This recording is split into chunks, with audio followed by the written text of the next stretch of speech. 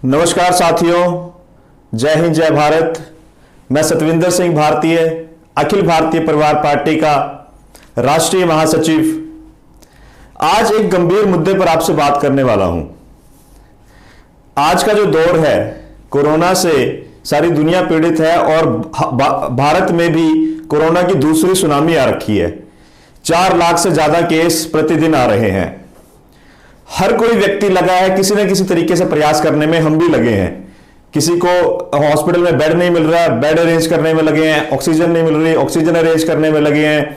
दवाई नहीं मिल रही, दवाई अरेंज करने में लगे हैं। यहां तक कि जो पेशेंट, जो व्यक्ति जो इस महामारी के कारण, इस बीमारी के कारण इस दुनिया से चल बसे हैं, उनके लिए भी जगह नहीं मिल रही। ना शमशान में जगह मिल रही है और ना उनके लिए आने जाने की कोई सुविधा हो पा रही है। कि जितने बुरे हालात में आज देश है, मतलब सोचकर भी होता है कि हम इस हालात में कैसे पहुंच गए।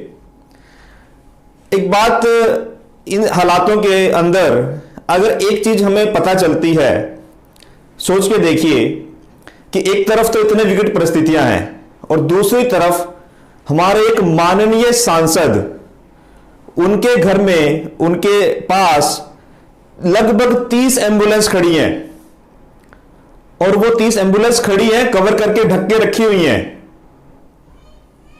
जी हां, ये बिल्कुल सत्य घटना है। बिहार में सारण के लोकसभा सांसद राजीव प्रताप रूडी जी के घर 30 एम्बुलेंस खड़ी मिली हैं। और जब उनसे पूछा गया कि इनका प्रयोग क्यों नहीं किया जा रहा, तो देखिए दलील क्या देते हैं कि जी हमारे पास ड्राइवर नहीं है, हमारे पास ड्राइवर नहीं है।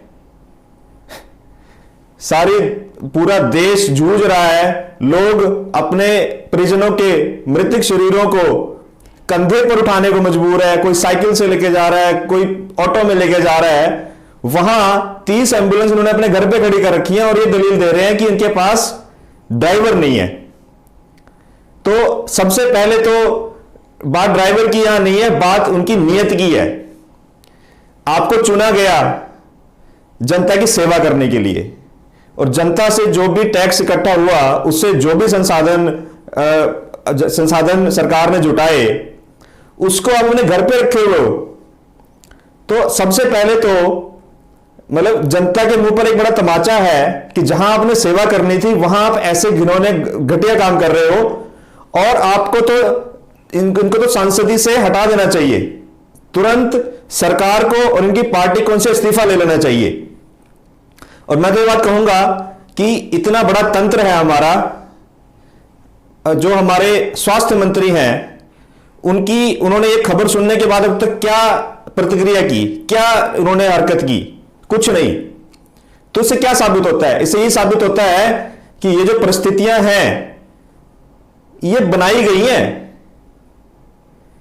पिछले 1 साल में जब कोरोना एकदम से पूरी दुनिया पे हावी हुआ था और अब जब दोबारा मार्च अप्रैल के महीने में फिर से हावी हुआ है, लगभग 1 साल था हमारे पास। जनता ये सरकार से सवाल पूछना चाहती है कि उस 1 साल में सरकार ने किया क्या? कितने नए हॉस्पिटल बनाए? अब अंधभक्तों से मैं कहना चाहूंगा, प्लीज कमेंट में 6 एम्स मत लिखिएगा नया। कितने ओवरऑल हॉस्पिटल बनाए? स्वास्थ्य व्यवस्था को दुरुस्त करने के लिए कितने नए डॉक्टरों को सिस्टम में लाया गया? परीक्षाएं तक रद्द कर रखी हैं डॉक्टरों की, जहां पर उनको उनकी परीक्षाएं करवा के उनको सिस्टम में लाना चाहिए। कितने ऑक्सीजन प्लांट लगवाए? कितनी तैयारी की? पीएम केयर फंड में जो पैसा आया उसको किया क्या? तो पिछले 1 साल में जितनी गैर जिम्मेदाराना हरकतें सरकार ने की हैं, मैं तो कह रहा हूं कि लानत है हम पर कि यह सरकार हमने चुनी है। प्रधानमंत्री मोदी को इस्तीफा दे देना चाहिए, पर नहीं, वो तो बिजी हैं एक और स्टेट जीतने के लिए। बंगाल में चुनावी रैलियां हो रही हैं और देख लिया जनता ने क्या किया आपके साथ वहां पर। तो मैं मोटी सी बात ये कहना चाहूंगा कि ये सारी घटना होने के बाद भाजपा के मंत्रियों को शर्म से डूब मरना चाहिए और हमारे स्वास्थ्य मंत्री हर्षवर्धन जी को तुरंत इस्तीफा देना चाहिए। जनता के साथ जो आप खिलवाड़ कर रहे हैं अपनी गैर जिम्मेदाराना हरकतों से, जनता आपको माफ नहीं करेगी। यहां मैं उन लोगों से भी कहना चाहूंगा जो भाजपा के कट्टर समर्थक हैं कि जो कुछ भी प्रधानमंत्री ने कर दिया, जो कुछ भी मोदी जी ने कर दिया, जो कुछ भी भाजपा के किसी भी सांसद विधायक ने कर दिया, सब ठीक है। अरे थोड़ा सा जमीर जगाओ। नहीं हर चीज को गलत कह सकते तो कम से कम उस चीज को तो गलत कहो जो सचमुच में गलत है। अपना जमीर तो मत बेचो, अपनी आत्मा तो मत बेचो, दिमाग तो बेच ही चुके हो। याद रखना, आप सबसे पहले भारतीय हो, सबसे पहले इस देश के वासी हो, उसके बाद किसी पार्टी के समर्थक हो। तो मैं सभी देशवासियों से आह्वान करना चाहूंगा कि इस चीज से अवगत रहें, सरकार से सवाल पूछें और जिस किसी को भी किसी भी तरह की दिक्कत आ रही है, हॉस्पिटल में बेड नहीं मिल रहे, ऑक्सीजन नहीं मिल रही, मैं तो कहता हूं आपके जनप्रतिनिधि किस लिए हैं? किस लिए आपने सांसद चुने हैं? किस लिए आपने विधायक चुने हैं? इसलिए चुने हैं कि घरों में छुपके बैठे रहे वो। आम जनता सड़कों पर है, एक दूसरे की मदद कर रही है। चुनाव के समय में बूथ पे स्टॉल लगाते हैं कि बराबर चुनाव हो रहा है कि नहीं, सभी वोट डालने आए कि नहीं। अब नहीं इनको स्टॉल लगाने चाहिए अपने एरिया में कि जिस किसी को भी दिक्कत है ये नंबर है, इस पे फोन करो और हम खड़े हैं वहां पर, हमारी टीम वहां खड़ी है। चुनाव कराने के लिए तो सारी टीम खड़ी है आपकी, चुनाव कराने के लिए तो गांव गांव जाते हैं, घर घर जाते हैं। इस विपदा में कोई जिम्मेदारी नहीं बनती। तो मैं तो आप लोगों से आह्वान करूंगा, अपने एरिया के सांसद विधायक उनका नंबर रखिए, कोई भी दिक्कत तो सबसे पहले उन्हें फोन कीजिए, सबसे पहले उन्हें फोन कीजिए। समस्या का समाधान नहीं होता उनके घर के सामने जाके बैठिए। अगर वो बोले कि नहीं हम नहीं कर सकते,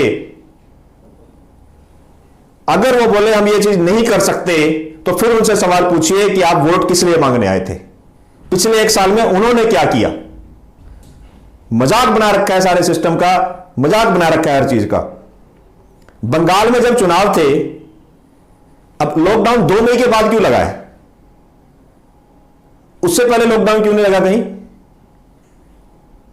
बंगाल में चुनाव कराने थे। चुनाव क्या आपको पड़ी है? और मतलब रैलियों में मतलब शर्म आनी चाहिए इतने बड़े बड़े नेता होके। दिल्ली में आके आप बोल रहे हो दो गज दूरी, मास्क है जरूरी, और वहां जाके आप रैलियां कर रहे हो और वहां रैली में कुछ भी फॉलो नहीं हो रहा। तो सत्ता ज्यादा जरूरी है आपके लिए। देश के लोग, उनकी सेहत बिल्कुल जरूरी नहीं है। ये तो प्रत्यक्ष रूप से सारी दुनिया ने देख लिया है और सारे भारत ने देख लिया है। और अभी भी अगर कोई इस बात का समर्थन करता है, मैं तो कहूंगा निरा अंधभक्त है, निरा बेवकूफ है। और इससे ज्यादा कहने के लिए मेरे पास मेरे पास शब्द नहीं है। आप अपने हिसाब से लगा लीजिए कि आप क्या हैं। तो मैं जो बात कह रहा था कि उनके घर पे जाके बैठिए, उनके घर पे जाके धरना दीजिए और ये याद रखिए कि उन्होंने इस परिस्थिति में आपका साथ दिया है या आपसे दूर भागे हैं। सरकार से सवाल कीजिए, सरकार से सवाल पूछिए। सरकार आपने चुनी है तो ये आपका अधिकार बनता है पूछना, और बिल्कुल पर्सनल कैपेसिटी में जिसकी जहां पर हेल्प हो सकती है वहां पर उसकी हेल्प कीजिए। जब तक आप सवाल नहीं करोगे, देश के साथ ऐसा ही होता रहेगा। ये लोग सत्ता में आएंगे, देश को लूट के चले जाएंगे। तो आपकी जिम्मेदारी बनती है इन लोगों से काम लेना, इन लोगों से काम करवाना। जय हिंद, जय भारत।